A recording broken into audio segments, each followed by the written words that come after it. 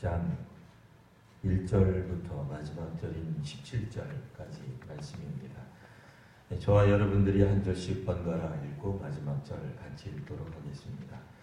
내가 봄에 어린 양이 7인 중에 하나를 멧돼지는데 그때에 내가 들으니 네 생물 중에 하나가 우레소리같이 말하되 오라 하기로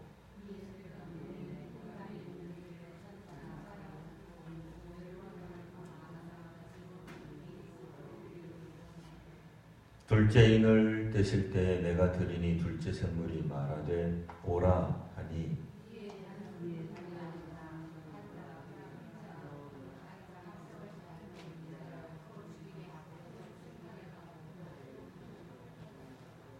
셋째 인을 떼실 때에 내가 들으니 셋째 생물이 말하되 오라 하기로 내가 보니 검은 말이 나오는데 그 탄 자가 손에 저울을 가졌더라.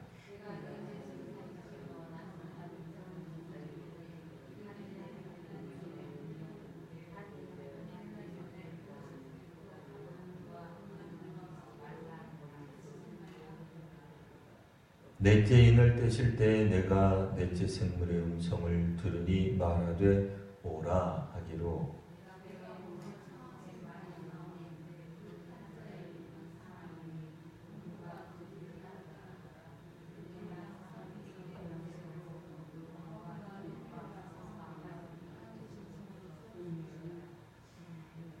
다섯째 인을 떼실 때에 내가 보니 하나님의 말씀과 그들이 가진 증거로 말미암아 죽임을 당한 영혼들이 제단 아래에 있어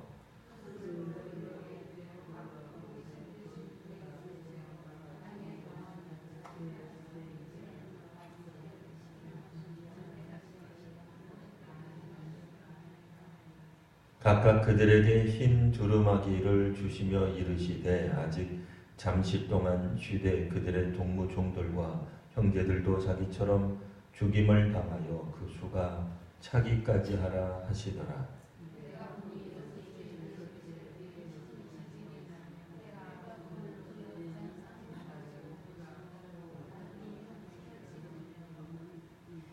하늘의 별들이 무화과 나무가 대풍에 흔들려 설익은 열매가 떨어지는 것 같이 땅에 떨어지며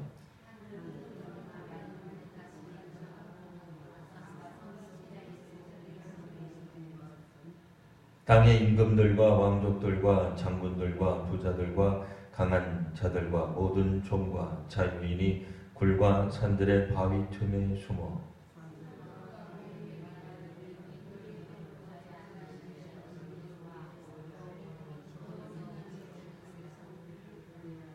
같이 읽겠습니다. 그들의 진노의 큰 날이 이르렀으니 누가 능히 서리요 하더라. 아멘. 요한계시록 6장 한번 읽으시니까 내용이 눈에 확 들어오세요? 어떠세요? 눈에 다 들어오십니까? 충분히 다 이해가 되시고 이상한 구절 이게 도대체 무슨 뜻인가? 헷갈리는 구절 없으신 건가요? 어렵습니까? 읽었는데도 이게 도대체 그렇게 말하면 안 되지만 성경에 대해서 그렇게 말하면 안 되지만 이 김밥 옆구리 터진 것 같고 이게 무슨 말인지도 잘 모르는 것 같고 읽기는 읽었는데 한글인데 이해가 좀 잘 안 될 수도 있습니다. 여하튼 한번 그렇다고 해서 중도에 포기하지 마시고 요한계시록 읽는 거 포기하지 마시고 우리가 한번 요한계시록의 말씀을 한번 잘 보도록 하겠습니다. 일단 그 앞에 부분에서는 요한이 이제 천국에 올라가게 됩니다. 이제 죽었다는 얘기가 아니라 환상을 통해서 천상 혹은 이제 천국 하늘에 올라가게 되는데 그곳에서 하나님 그러니까 보좌에 앉아 계신 분 성부 하나님 아버지 하나님의 손에 있는 두루마리를 이제 보게 됩니다. 근데 이 두루마리라고 하는 게 일종의 우리 조선시대쯤으로 생각하면 어전에 올라간 거고 그 다음에 용상에 계신 임금님께서 뭔가 글을 써놓으신 거예요. 그러니까 아버지 하나님의 뜻이 적혀져 있는 거예요. 그러니까 소위 말하는 계시라고 하는 거죠. 하나님의 뜻이죠. 하나님의 뜻이 담겨져 있는 이 뜻이 무엇과 연관이 있겠는가? 아무래도 미래에 일어날 일 혹은 심판에 관한 일 이런 일들입니다. 엄중한 하나님의 말씀 혹은 하나님이 기뻐하시는 뜻 여러 가지 다양한 측면에서 우리가 다 생각해 볼 수 있겠습니다. 이런 것들이 들어가 있는데 문제는 이제 인이 쳐져 있어요. 그러니까 봉인이 되어 있는 겁니다. 우리로 말하면 테이프로 붙여져 있는 거예요. 문제는 이거를 이제 인으로 되어 있는 보통 이제 촌농 같은 것들을 떨어뜨려 가지고 인장, 그러니까 이제 소위 말하는 이제 큰 반지 같은 게 있습니다. 그래서 반지 같은 걸로 꾹 누르면 이게 이제 누가 이제 열어보게 되면 이거는 다시 만들 수가 없는 거죠. 그래서 이제 누구든 함부로 볼 수 없고 함부로 열어볼 수도 없는데 문제는 훔쳐서 볼 수 있는 이런 종류의 것이 아니라 하늘에 계신 하나님의 일종의 편지 같은 글 같은 성격이기 때문에 이게 이제 그것을 합당한 어떤 그런 능력이 없으면 풀어낼 재간이 없는 거예요. 우리식으로 말하면 거의 암호를 걸어놓은 것 같아요. 요즘 우리식으로 생각하면 이제 암호를 걸어놓은 어떤 문서 같은 거예요. 그러니까 이 문서를 보고 싶은데 보려면 암호를 알는 사람은 당연히 합당한 사람은 암호를 알겠죠. 이를테면은 우리가 같은 회사에 있습니다. 그래서 같은 팀에 있습니다. 그래서 팀장이 어떤 그런 사업 계획서 같은 좋은 어떤 그런 그 유출돼서는 안 되는 그런 문건을 만들어 놓고 팀원들에게만 비밀번호를 알려주는 거예요. 그렇다고 해서 팀원이 10명이라고 10명 다 알려주지 않겠죠. 꼭 신뢰할 만한 어떤 특별한 사람에게만 알려준단 말이에요. 그게 이제 소위 말하는 합당한 분. 하나님의 계시를 하나님의 뜻을 풀어주실 합당한 분은 오직 예수님밖에 없는 거예요. 그게 이제 5장의 내용이고요. 여기 이제 7인이 있는데 7개의 일종의 비밀 암호 같은 것들이 걸려 있단 말이에요. 이 인을 떼게 되면 그때마다 이 하나님의 뜻이 담겨져 있는 두루마리의 내용이 어떻게 전개될 것인지에 대한 힌트들이 이제 막 솟아나게 됩니다. 막 열려지게 되는, 우리식으로 말하면 영화라 그러면 일종의 예고편 같은 거예요. 도대체 이 영화가 어떻게 전개될지 전혀 모르는 상황 가운데서 소위 요즘은 이제 예고편 이렇게 이런 것들이 이제 몇 편이 나옵니다. 옛날에는 우리가 예고편 그러면 옛날 영화 볼 때는 오로지 예고편은 하나만 있었어요. 근데 요즘은 이제 예고편을 그렇게 만들지 않아요. 예고편을 한 대여섯 개도 만들어요. 그래서 이런 관점 저런 관점 해가지고 하기는 예고편 6편을 봐도 정확하게 무슨 뜻인지 잘 모르지만 그래도 일부 어떤 등장인물이 있는지 어떻게 내용이 전개될 건지 전체적 그림을 한꺼번에 볼 수는 없지만 부분적으로 볼 수 있는 일종의 예고편 같은 것들이 살짝 보이는 거예요. 그래도 잘 모르신다. 그러면 한 가지 더. 혹시 드라마 좋아하세요? TV에 나오는 드라마. 드라마 요즘 말미에 보면 한국 드라마에 기가 막힌 PD들이 실력이 너무 좋아요. 그 동양에 있는 이 동양권, 요즘은 또 동양이라고 또 이거 좀 싫어하는데 어쨌든 아시아권에 있는 다른 나라 사람들도 다른 나라 이 드라마나 이런 쪽에 관계되는 분들이 한국 드라마를 굉장히 높이 평가하는 것 중에 하나가 예고편을 그렇게 잘 만든다. 그러니까 그 다음 회차를 설명하는데 너무 재미있어서 그 예고편을 보면 그러니까 다음 회차가 무슨 내용이 근데 사실 그 내용대로만 다 흘러가는 건 아니에요. 조금씩 다른 장면도 있긴 하고 약간 이렇게 소위 말하는 낚시성 그런 장면들도 없지 않아 있긴 합니다만 기가 막히게 그 예고편을 탁 만들어서 보여줘요. 그래서 다음 편을 읽지 않으면, 다음 편을 보지 않으면 안 되게끔 만드는 그런 어떤 그 재주들이 있어요. 이 6개가 오늘 이제 나오는데 사실은 7개이긴 합니다만 7번째는 이제 주일날 우리가 한번 살펴보기로 하고요. 6번째의 이 봉인이 풀어질 때에 나타나는 힌트들이 결국 하나님의 뜻 혹은 하나님의 뜻이 실현되는 혹은 심판의 때에 일어나는 어떤 현상들, 물론 이제 요한계시록에 따르면 주님의 말씀, 이 예언의 말씀을 듣고 또 보고 읽고 따라하는 사람, 순종하는 사람에게는 복이 있습니다. 근데 그렇지 않은 사람들에게 임하게 되는 일종의 저주, 심판 혹은 경고가 무엇인지 우리가 살펴보게 된다라는 것입니다. 자, 2절부터 보시면, 자, 이번에는 이제 흰말이 나옵니다. 첫 번째 인을 떼는데 흰말이 나옵니다. 다 같이 첫 번째, 두 번째, 세 번째, 네 번째까지는 오라, 이런 이야기를 듣고 오게 되는 말들이 나타납니다. 근데 이 말, 사람이 하는 말이 아니라 타고 다니는 말, 그 말을 하는 거죠. 근데 그 말을 탄 자가 누군지는 모르겠는데 활을 가지고 있습니다. 뭔가 전쟁 상황과 유사한 거죠. 공격용 무기를 가지고 있습니다.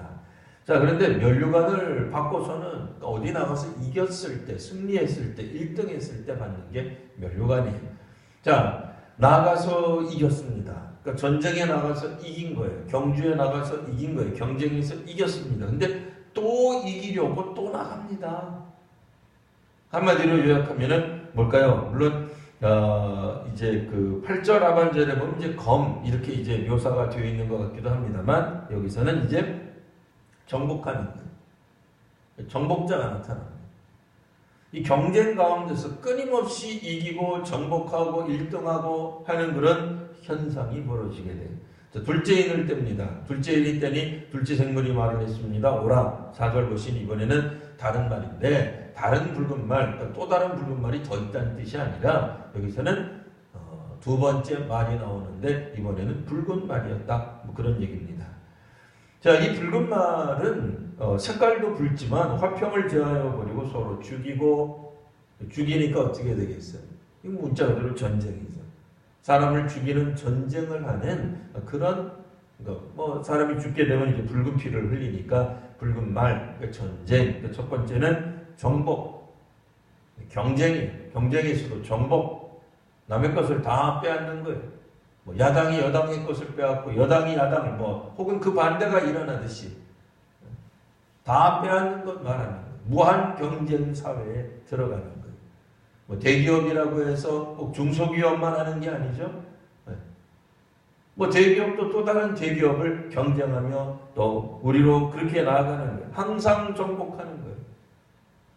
무한 경쟁 사회 속으로 우리를 이끌어가게 되는 겁니다. 심지어는 세계화 그러는데, 세계화도 결국에는 어떤 측면에서 보면 세계가 하나의 이 마을, 촌이 되어서 살아갈 때는 서로 공생하는 것들이라고 하는 개념인데, 사실은 이 세계화 개념 중에 또 하나는 뭐예요?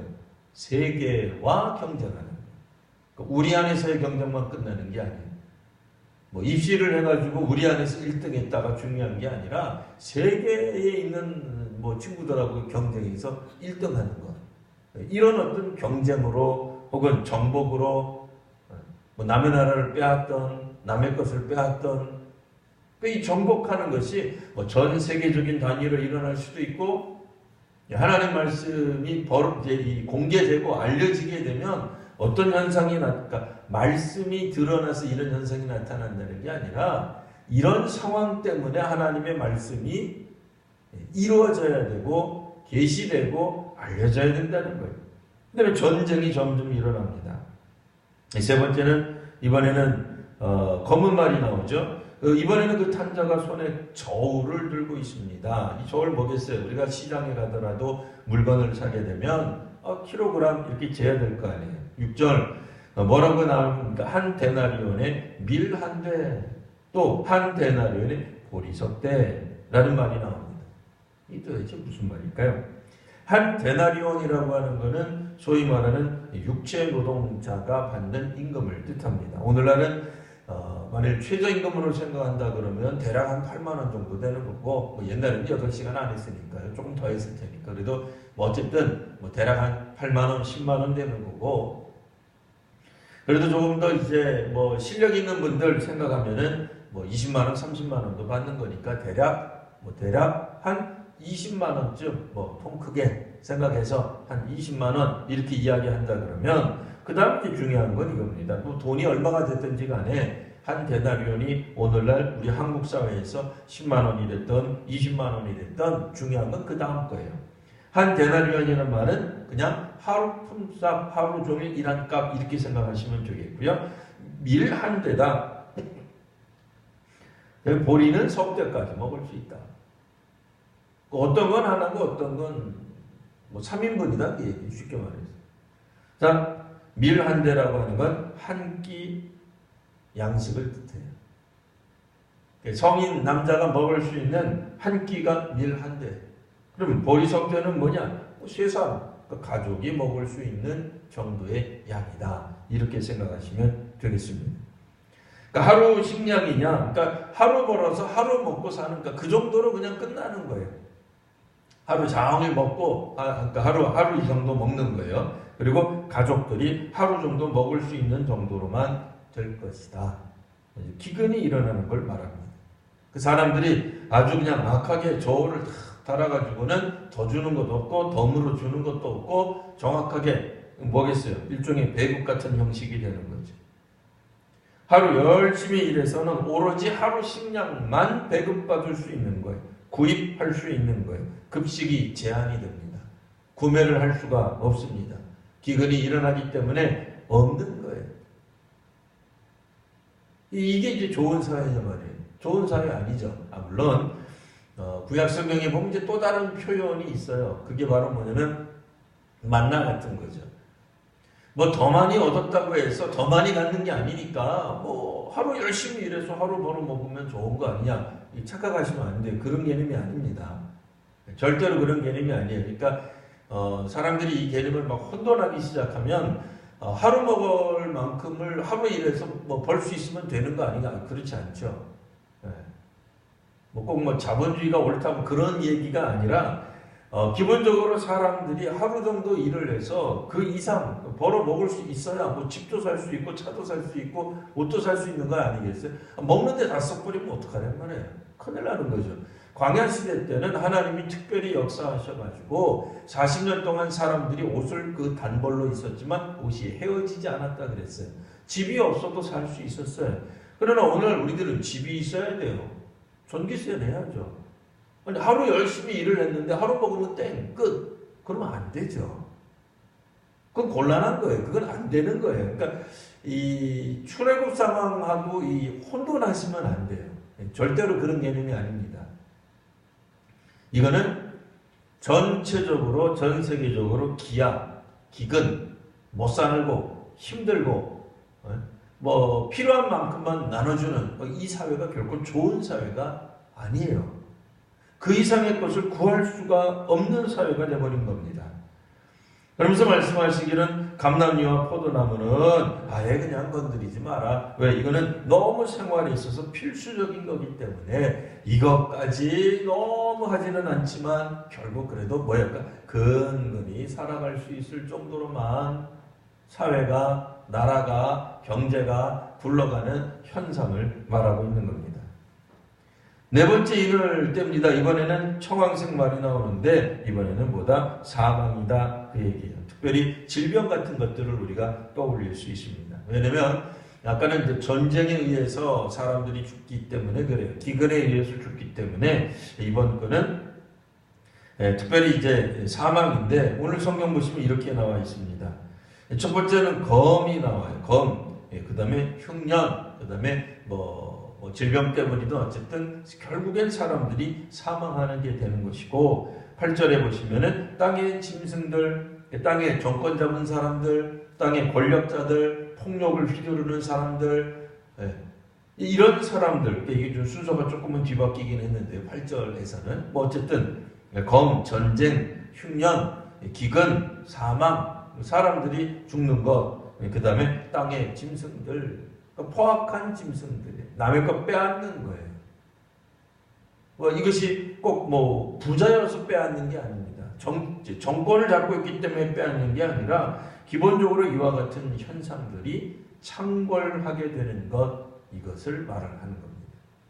자, 이런 현상들이 벌어지고 나서 다섯째 인이 뜰 때에 어떤 이제 음성이 이제 들리게 일종의 하나님의 뜻이 전개되는 과정 속에서 나타나는 일종의 힌트들, 예고편 같은 것들이라고 생각하시면 돼요. 하나님이 왜 이 땅 위에 역사하실 수밖에 없는가를 보여주는 다섯 번째 일종의 단서라고 말할 수 있는 구절. 다섯 번째 예를 들 때는 어떤 일이 벌어지느냐? 하나님 말씀과 그들이 가진 증거로 말미암아 죽임을 당한 영혼들, 순교당한 거예요. 신앙을 위해서, 신념을 위해서 믿음 때문에 죽은 사람들, 하나님 말씀을 지키기 위해서 살다가 죽은 사람들을 말해요. 그 다음에 그들이 가진 증거로 말미암아 어떤 증거겠어요? 예수님에 대한 증언이죠. 신앙에 대한 증언이죠. 하나님 말씀에 순종하며 살다가 죽는 걸 의미하는 거죠. 그러니까 자기가 하나님 말씀대로 살다가 이게 더 사실 치열한 거죠. 이제 다른 사람 얘기보다도 우리 자신에 관한 내가 하나님 말씀대로 살아가다가 죽는 걸 말하는 거예요. 누군가가 나한테 피해주고 상처주고 뭐 때려서 혹은 뭐 아프게 해서 공격해서 그것이 뭐 말로 했던 행동 뭐 그런 거라기보다는 일단은 말씀 그 다음에 그들이 가진 증거로 말미암아 결국은 죽임을 당한 영혼들은 어디에 있느냐? 제단 아래에 있는 거예요. 하늘 보좌의 제단 아래에 있는 거예요. 하나님 보좌 가까이 있으면서 큰 소리로 외칩니다. 거룩하고 참되신 대주제여. 하나님을 말하는 거죠. 자, 땅에 거하는 자들을 심판하여. 땅에 거하는 자들은 누굴까요? 우리 모두인가? 큰일 나죠. 우리 아닙니다. 땅에 거하는 자들이라고 하는 표현은 이제 반대말은 당연히 하늘에 거주하는 자들이 될 텐데요. 땅에 거주하는 자들은 우상을 섬기는 자들을 말해요. 앞에 나와 있던 네 가지 어떤 그런 현상들과 연관 있는 사람들, 그들이 땅에 거하는 자들입니다. 그리고 이 땅에 거하는 자들이 결국엔 교회를 핍박하는 거예요. 그러니까 우리 마음에 잠깐 상처를 그런 개념이 아니고 아예 우리를 핍박한 경우를 말해요. 우리를 박해한 거예요. 특별히 예수를 믿기 때문에 그들이 우리를 정복하려고 하고 무찌르려고 하고 우리를 상대로 싸워서 이기려고 하는 거예요. 뭐 그것이 때로는 네로 왕자가 될 수도 있고 때로는 이단이 될 수도 있어요.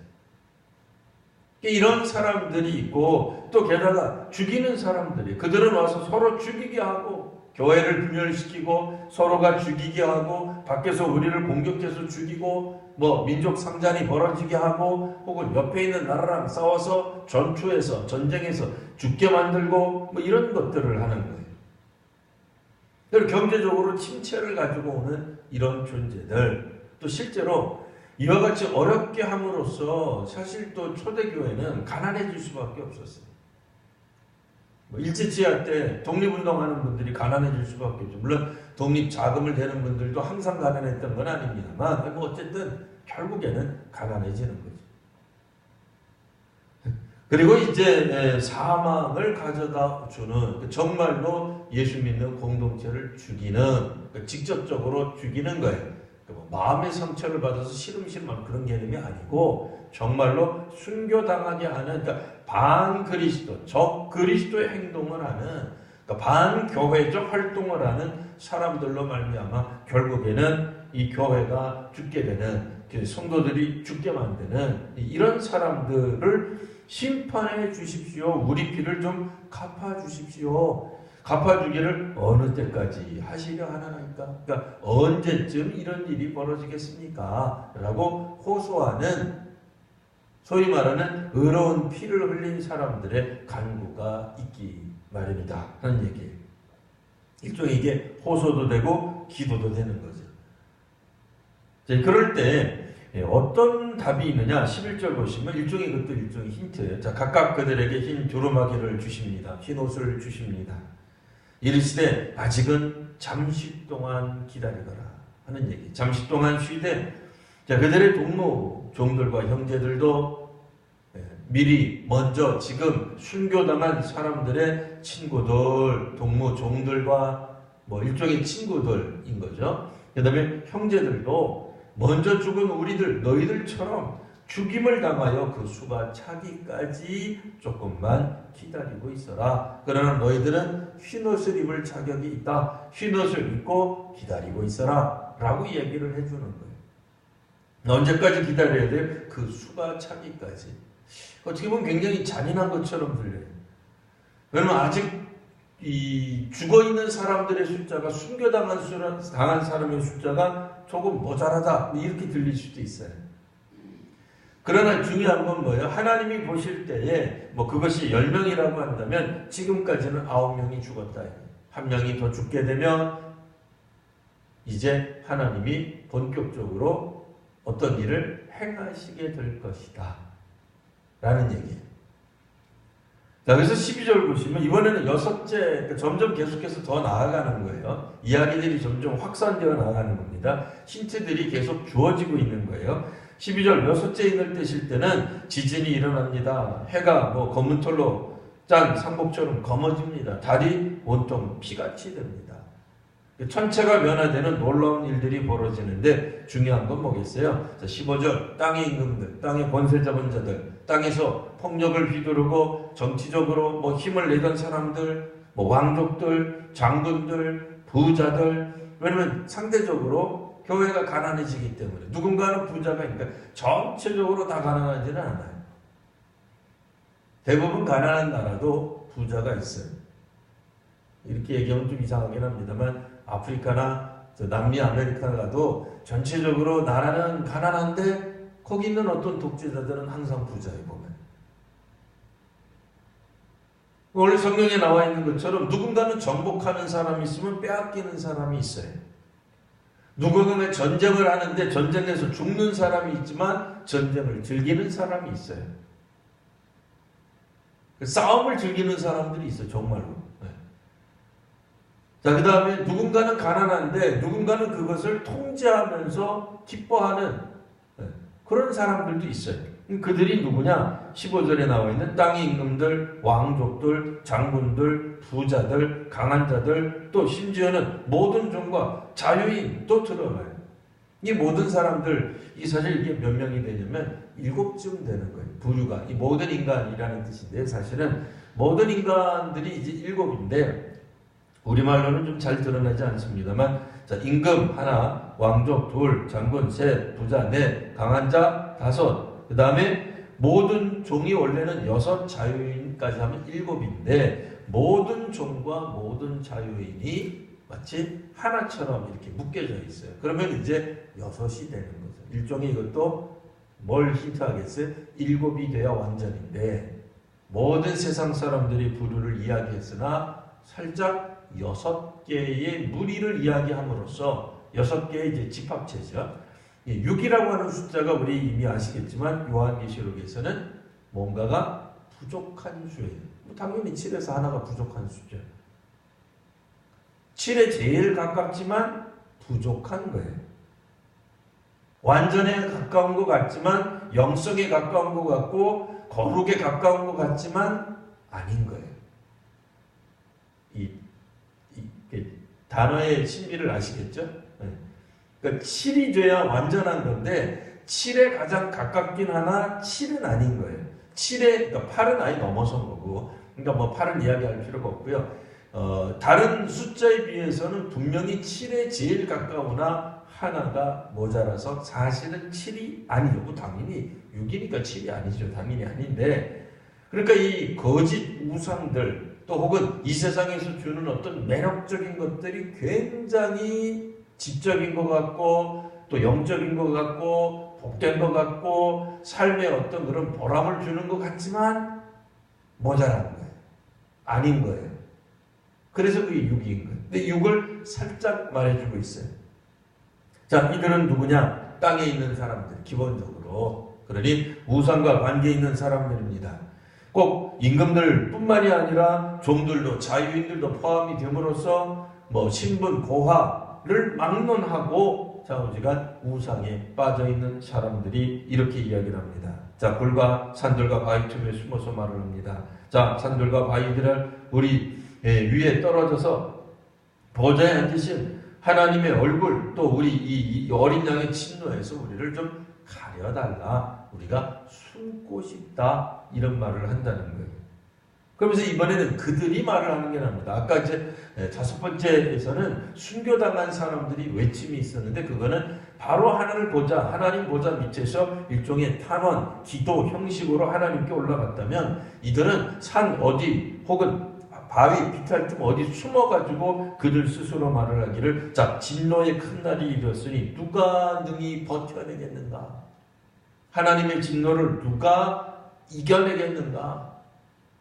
감당하겠는가? 자 17절에 상당한 힌트가 나왔습니다. 첫 번째 인에서부터 6번째 인까지 띄어질 때 결국 어느 방향으로 흘러가고 있어요? 거꾸로 설명하면 17절 진노의 큰 날이 오는 것이다. 하늘에 계신 하나님의 손에 있는 두루마기를 펼쳐보기 전에 6번째 인을 떼기 시작했으니까 6번째부터 거꾸로 가는 거예요. 뭔지 모르지만 진노가 있는 거예요.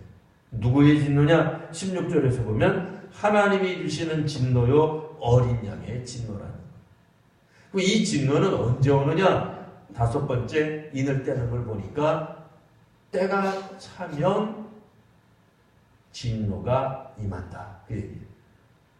아직 순교당하는 사람들 입장에서 보면 고통을 당하는 사람들 입장에서 보면 여전히 안타까워요. 왜? 하나님 지금 언제까지 우리를 이렇게 고통 가운데 두겠습니까? 우리를 공격했던 저들, 우리의 피를 마구 흘렸던 저들을 좀 심판해 주셔야 되지 않겠습니까? 라는 외침이 있었지만 하나님이 기도를 응답을 안 하신 게 아니고 응답을 하신 거예요. 뭐라고 응답을 하셨다고요? 너희들 잠깐만 기다리고 쉬고 있어라. 대신 흰옷을 주겠다. 흰 두루마기를 주겠다. 흰 두루마기를 입고 잠시 있어라. 이게 의인으로 인정받는 거예요. 예수님이 갖고 계시는 어떤 그런 표현, 희다라고 하는 건 승리했다는 얘기. 이긴 자들이 갖는 어떤 특징이잖아요. 물론 첫 번째 말 타고 온 사람도 흰 말을 타고 오기는 했습니다만 이기는 거하고 연관입니다. 여기서는 이제 정복하는, 승리하는, 1등하는 뭐 이제 그런 개념이지만 희다라고 하는 것 자체가 이긴 뭐 그런 개념이거든. 뭐 거룩 이런 뜻도 있거든. 흰 두루마기를 주시면서 잠깐 기다려야 되는데 너희 믿음의 사람들도 곧 너희를 따라 순교하게 될 거야. 그러니까 아직 그 핍박이 당장은 사라진 건 아니에요.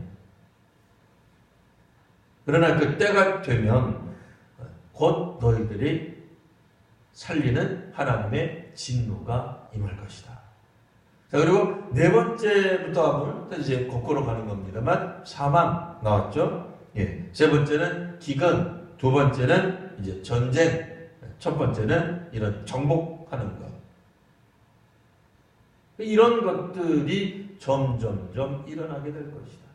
사람의 마음 가운데 다른 사람을 정복하려는 마음이 듭니다. 어린아이들이라고 해서 정복하려는 마음이 없는 게 아닙니다.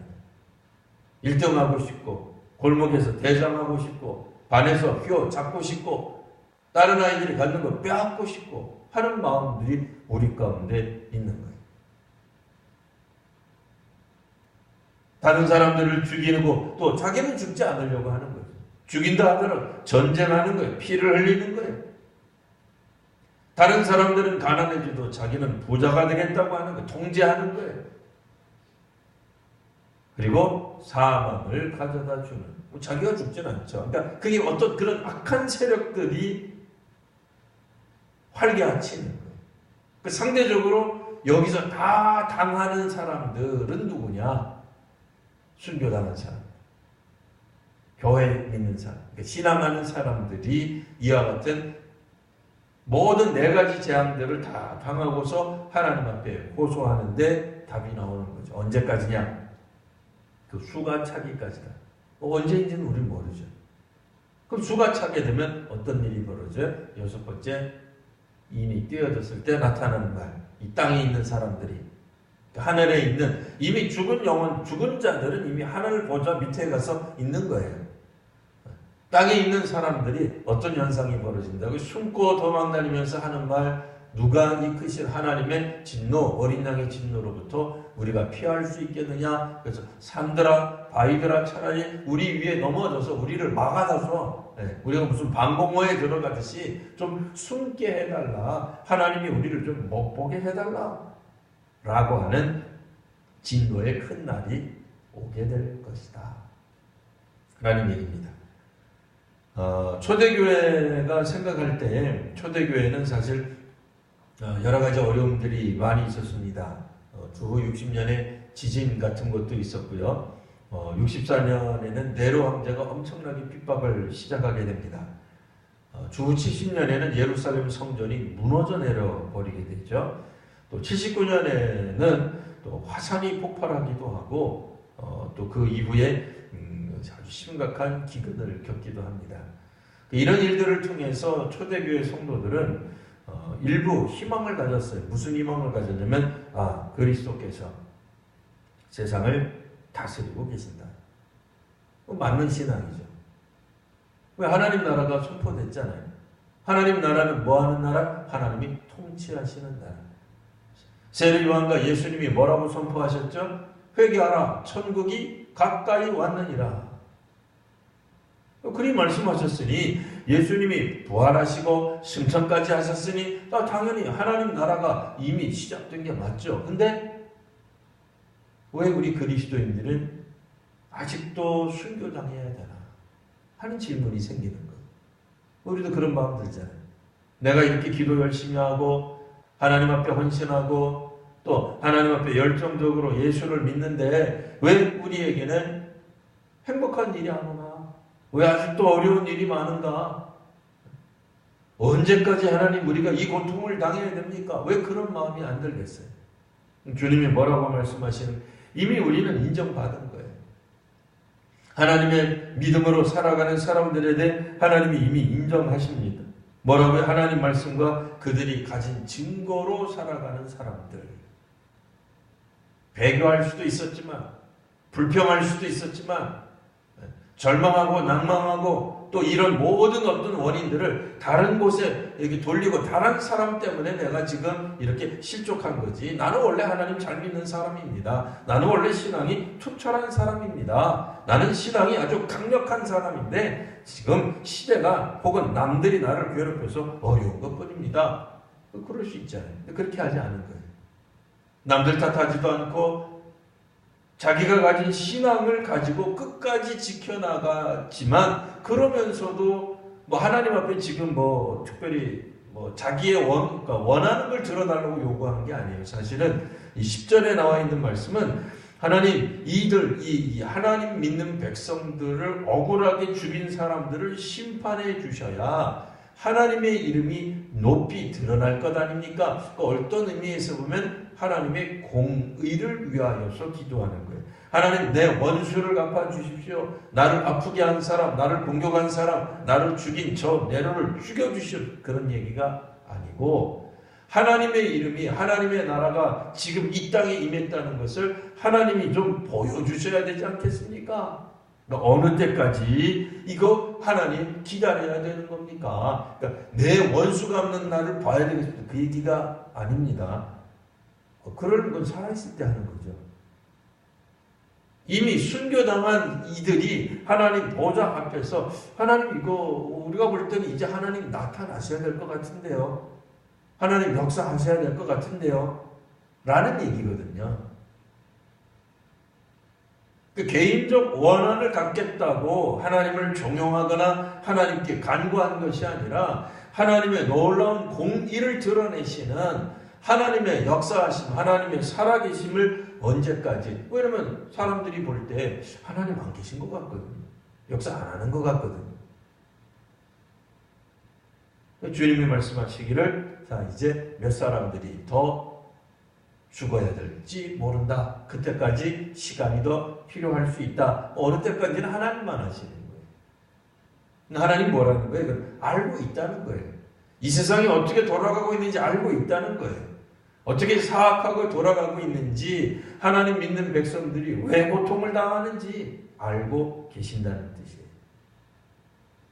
정말 그러냐? 6번째 인이 떼어지자 우리가 알고 있는 모든 것들이 다 흔들리기 시작합니다. 모든 세상의 질서들이 우리가 알고 있었던 모든 진리라고 하는 것들이 다 흔들리게 될 때에 소위 말하는 세상의 권세 잡은 자들뿐 아니라 세상에 있는 모든 사람들이 이거는 하나님의 진노다 하는 얘기를 하게 되는 거예요. 오늘 말씀을 우리 한번 정리해 보겠습니다. 요한이 천국에 올라가서 하늘에 올라가서 하나님의 뜻을 밝혀볼 수 있는 두루마리가 열리지 않으니까 참 많이 슬퍼요. 왜요? 하나님 뜻 알고 싶잖아요. 우리도 하나님의 뜻이 뭔지를 알아야지, 안 그러면 답답하잖아요. 근데 그 하나님의 뜻은 예수님만이 열어주실 수 있는 거예요. 성령님을 통해서 성령님과 함께 예수님이 우리에게 하나님의 뜻을 계시해 주시는 분이신데 예수께서 드디어 첫 번째 인을 떼자, 여섯 번째 인까지 떼자 어떤 힌트들이 나타나는 거예요. 결국 뭐예요? 가장 핵심은 뭐겠어요? 사실은 다섯 번째 있는 겁니다. 죽어나가고 기근이 있고 믿는 사람들이 핍박을 당하는 것도 있지만 중요한 건 뭐예요? 믿음의 사람들이 이제 주님께 탄원하는, 간구하는, 호소하는 기도가 중요합니다. 하나님은 믿음의 사람들, 핍박받는 교회를, 환난 가운데 있는 교회를, 믿음의 사람들의 형편을 다 알고 계십니다.